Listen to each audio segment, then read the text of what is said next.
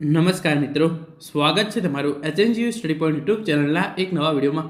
મિત્રો, 15 જૂને જે પોલીસ કોન્સ્ટેબલની લેખિત પરીક્ષા લેવામાં આવી હતી એનું કટ ઓફ જે છે એ કેટેગરી પ્રમાણે કેટલું રહી શકે છે એના વિશેની વાત આપણે આજના આ વિડીયોની અંદર કરવાના છીએ. પરીક્ષાને આપ્યા અને 15 દિવસ પછી થઈ ગયા છે. પ્રોવિઝનલ આન્સર કી જે છે એ ઓલરેડી જાહેર કરી દેવામાં આવી છે. ઘણા બધા વિદ્યાર્થીઓ જે છે એ હવે ફાઇનલ આન્સર કી છે એની રાહ જોઈ રહ્યા છે. તો ફાઇનલ આન્સર કી આવે પહેલાં એલઆરડીનું કટ ઓફ કેટલું રહી શકે છે અને તમારે કેટલા માર્ક્સ આવી ગયા હોય તો તમે જે છે એ પોલીસની નોકરી 99% મળી જશે એના વિશેની વાત આપણે આજના આ વિડીયોની અંદર કરવાના છીએ. મિત્રો, HNGU study point YouTube channel દ્વારા તમને આવી તમામ માહિતી સૌપ્રથમ અને સચોટ રીતે પૂરી પાડવામાં આવે છે. ભવિષ્યમાં પણ આવી તમામ માહિતી મેળવવા માટે ચેનલને અત્યારે સબસ્ક્રાઇબ કરી લેજો. તો તમે અહીંયા જોઈ શકો છો, ગુજરાત પોલીસ કોન્સ્ટેબલ લેખિત પરીક્ષા 2025 એલઆરડી કટ ઓફ કેટલું રહી શકે છે કેટેગરી પ્રમાણે. જનરલ, ઓબીસી, એસટી અને એસસીનું કટ ઓફ કેટલું રહી શકે છે એ આપણે જોવાના છીએ. એલઆરડી કટ ઓફ 2025 આટલા માર્ક્સ હોય તો 99% પોલીસની નોકરી પાકી સમજવી.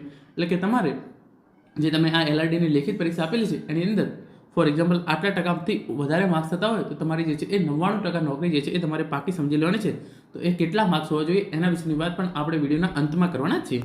તો સૌપ્રથમ આપણે પહેલાં કટ ઓફ વિશે જોઈ લઈએ. તો તમે જોઈ શકો છો, police constable LRD cut off કેટલું રહી શકે છે. જનરલ, ઓબીસી અને એસસીની અંદર આપણે વાત કરીએ તો પુરુષની અંદર જે છે એ 110 પ્લસ કટ ઓફ રહી શકે છે અને મહિલાની અંદર 105 પ્લસ માર્ક્સ જે છે એ કટ ઓફ રહી શકે છે. જનરલ, ઓબીસી અને એસસીની અંદર જે છે એ cut off most of same જેવું જ રહેતું હોય છે. તો પુરુષનું કટ ઓફ જે છે એ 110 પ્લસ રહી શકે છે અને મહિલાનું કટ ઓફ જે છે એ 105 પ્લસ જે છે એ રહી શકે છે. આપણે એસટી પુરુષની અંદર વાત કરીએ તો તમારું કટ ઓફ જે છે એ 100 પ્લસ રહી શકે છે અને એસટી મહિલાનું કટ ઓફ જે છે એ 90 પ્લસ જે છે એ રહી શકે છે. હવે આપણે આગળ વાત કરીએ કે કેટલા તમારે માર્ક્સ આવેલા હોય તો તમારે પોલીસની નોકરી જે છે એ પાકી સમજવી. એના માટે પણ તમે અહીંયા જોઈ શકો છો, એલઆરડીમાં આટલા માર્ક્સ હોય તો 99% પોલીસની નોકરી પાકી સમજવી. તો જનરલ, ઓબીસી અને એસસીની અંદર આપણે વાત કરીએ તો તમે પુરુષની અંદર હોય તો તમારે 115 પ્લસ માર્ક્સ થતા હોય તો તમારે 99% જે છે એ પોલીસની નોકરી પાકી સમજવી. તમને કેડર જે છે એ અલગ અલગ મળી શકે છે, પરંતુ તમને ચોક્કસથી નોકરી મળી જાય તેવા પૂરેપૂરા ચાન્સીસ છે. જનરલ, ઓબીસી અને એસસીની અંદર તમારે 115 પ્લસ માર્ક્સ હોય તો તમારે જે છે એ 99% નોકરી પાકી સમજવી.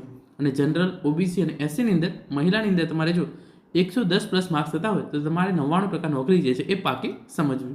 હવે આપણે આગળ વાત કરીએ એસટી પુરુષની અંદર. તમે જોઈ લો, જો તમે એસટી કેટેગરીના હોય અને પુરુષ હોય તમારે 105 પ્લસ માર્ક્સ થતા હોય તો તમારી નોકરી જે છે એ તમારે 99% પાકી સમજવી. અને તમે એસટી મહિલા હોય અને તમારે 100 પ્લસ માર્ક્સ થતા હોય તો તમારે જે છે એ 99% તમારી નોકરી પાકી સમજવી. અને જે ઉમેદવારોને આટલા માર્ક્સ ના થતા હોય તો તેમણે તલાટી કે ડીવાયએસઓ ભરતીની તૈયારી શરૂ કરી દેવી. નવી પોલીસ ભરતીની રાહ જોવી નહીં. એટલે કે જે ઉમેદવાર હોય, મેં ઉપર કહ્યા એ પ્રમાણે જનરલ કેટેગરીની અંદર તમારે 115 પ્લસ અને મહિલાની અંદર 110 પ્લસ, એસટીની અંદર 105 પ્લસ પુરુષ અને મહિલાની અંદર 100 પ્લસ માર્ક્સ તમારે ના થતા હોય તો તમારે તલાટી ભરતી કે ડીવાયએસઓ ભરતીની તૈયારી શરૂ કરી દેવી જોઈએ. કારણ કે નવી પોલીસ ભરતીની રાહ જોવી નહીં. તલાટી ભરતીની જે છે એ ઓલરેડી જાહેરાત કરી દેવામાં આવી છે. ડીવાયએસઓ ભરતીની પણ જાહેરાત કરી દેવામાં આવી છે. જો તમે એ ભરતીની તૈયારી ચાલુ રાખશો તો જે છે એ તમને એની અંદર પણ સફળતા મળે તેવા પૂરેપૂરા ચાન્સીસ છે. ગુજરાત સરકાર દ્વારા એવું કહેવામાં આવ્યું છે કે ઓગસ્ટ સપ્ટેમ્બરની અંદર જે છે એ નવી ભરતીની જાહેરાત કરવામાં આવશે, પરંતુ નવી ભરતીની જાહેરાત એટલી જલ્દી કરવામાં આવે એવી શક્યતા જે છે એ અત્યારે લાગી રહી નથી.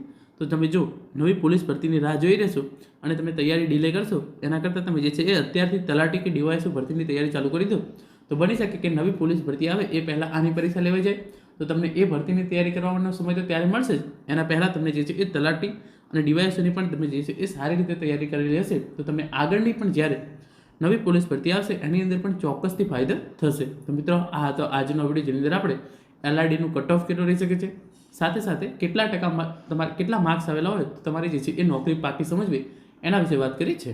Thank you so much for watching.